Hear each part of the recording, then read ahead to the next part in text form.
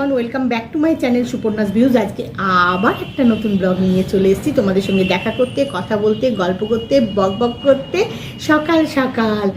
আর আজকে ব্রেকফাস্ট বানানো হয়ে গেছে, এখন জাস্ট ব্রেকফাস্ট করা শুরু করব। তার আগে তোমাদের সাথে একটু কথা বলে নিচ্ছি। আজকে ব্রেকফাস্টের মেনুতে কী আছে সেটা আগে বলে নিই। আজকে ব্রেকফাস্টের মেনুতে রয়েছে হিঙের কচুরি আর আলুর তরকারি। একদম দোকানের মতো করে বানানোর চেষ্টা করেছি, মানে দোকানে যেরকম হিঙের কচুরি আলুর তরকারি পাওয়া যায় না, ঠিক সেরকম করে বানানোর চেষ্টা করেছি। এক এক সময় বানাই, কিন্তু আমি আমার মতো করে বানাই।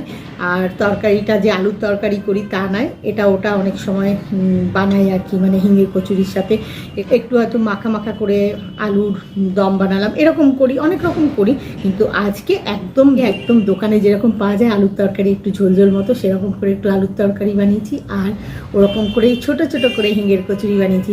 আমি অনেক সময় একটু বড়ও বানাই আর কি। যাই হোক, দেখতে তো ভালোই হয়েছে কচুরিগুলো, হিঙের কচুরিগুলো দেখতে ভালো হয়েছে, আলুর তরকারিটাও দেখতে ভালো লাগছে। আশা করি খেতে ভালোই হবে, স্মেলটাও দারুণ বেরিয়েছে। তো আমি যখনই বানিয়েছি যতবারই খেতে ভালোই হয়েছে, আজকেরটাও আশা করি ভালো হবে খেতে। আর লুচি তরকারি দেখবে একটা আলাদা স্মেল হয়, কিন্তু হিঙের কচুরির স্মেলটা একদম স্পেশাল, খুব সুন্দর একটা স্মেল বেরোচ্ছে।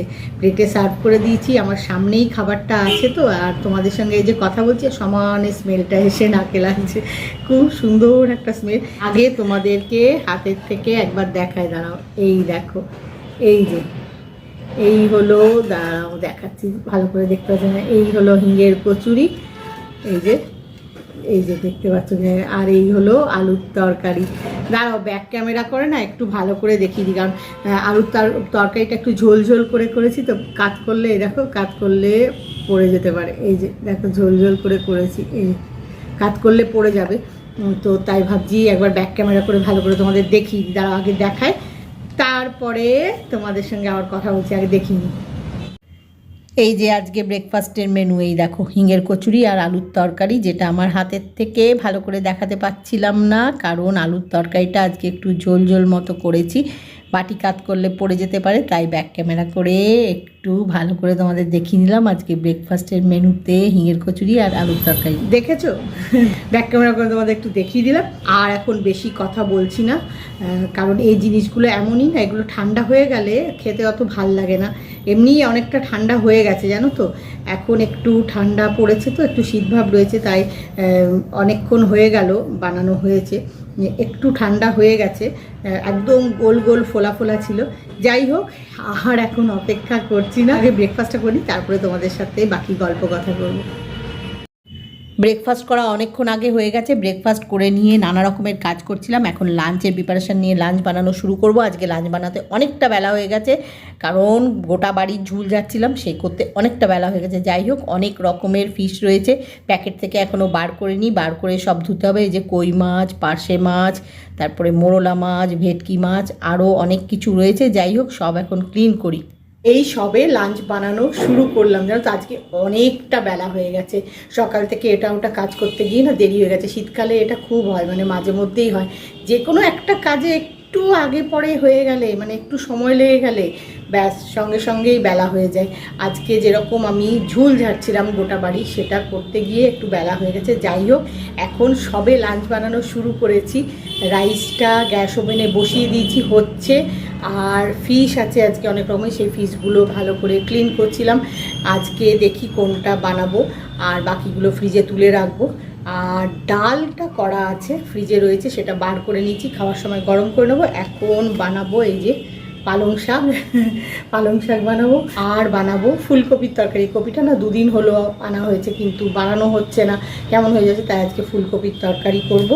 এখন পালং শাক আর ফুলকপির তরকারিটা আগে করে নেবো, তারপরে ফিশটা এখনও না ডিসিশান নিইনি, ভালো করে সব ধুয়ে ক্লিন করে রেখেছি, এখনও ডিসিশান নিইনি কোনটা বানাবো কোনটা বানাবো না, দেখা যাক, একটা যে কোনো ফিশ বানাবো।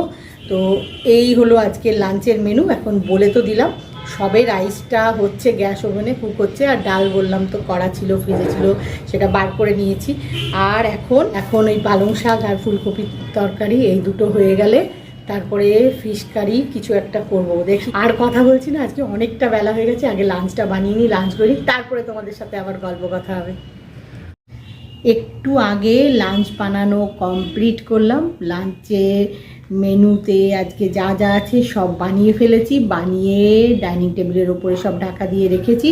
এখন ফ্রেশ হব, ফ্রেশ হয়ে তারপরে লাঞ্চ করব। তো ফ্রেশ হওয়ার আগে একটা কাজ আছে, সেটা করব। আর সেই কাজটা কি কাজ তোমাদের সাথে আগে শেয়ার করি।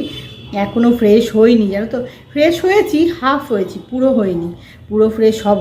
তো তার আগে ভাবলাম যে কাজটা করব সেটা তোমাদের সাথে একটু শেয়ার করে নিই।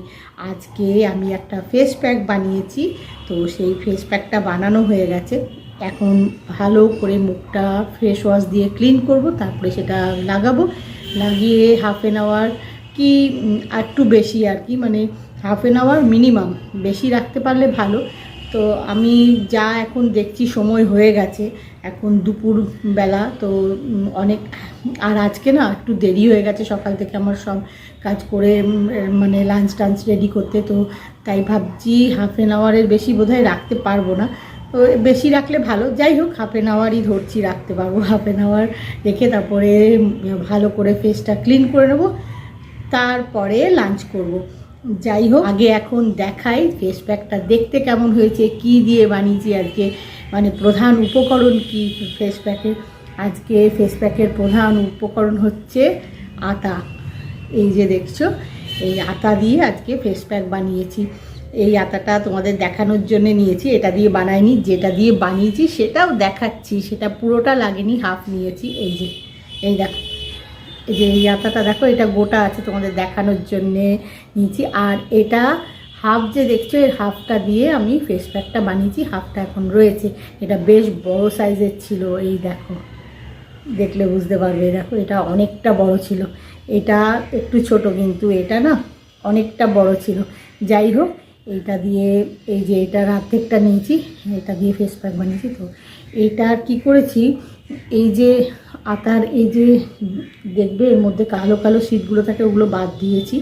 দিয়ে তারপরে সেই ওই যে তারপরে যেটা রয়েছিল সেইটাকে ভালো করে একদম, মানে মিহি করে যেটা বলে, খুব সুন্দর করে পেস্ট করে নিয়েছি একদম, মানে কিচ্ছু বোঝা যাবে না যে ওটা কী, মানে কিসের পেস্ট করে নিয়েছি। করে তার সাথে একটু চালের গুঁড়ি মিশিয়েছি।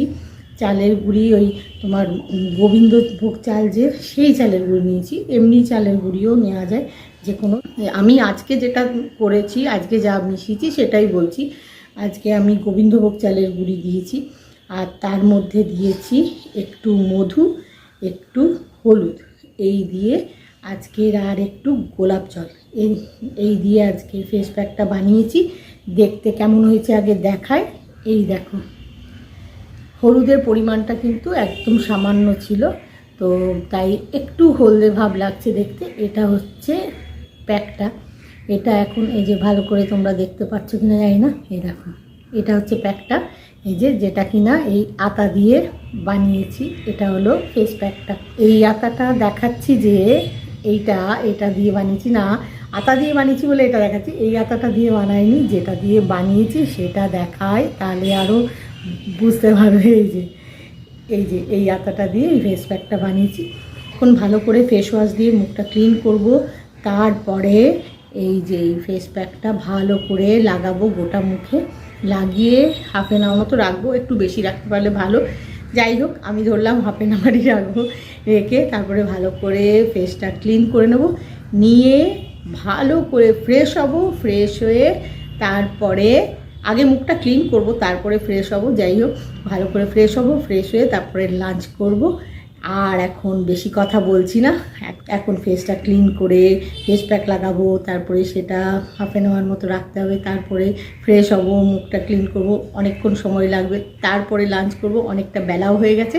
তাই আজকের ব্লগটা এখানেই শেষ করছি। আজকের ব্লগ যদি তোমাদের ভালো লেগে থাকে তাহলে লাইক করো, শেয়ার করো, কমেন্ট করো, সাবস্ক্রাইব অবশ্যই করবে। সাবস্ক্রাইব করতে ভুলো না কিন্তু। খুব শিগগিরই দেখা হবে নতুন একটা ব্লগে। Bye bye.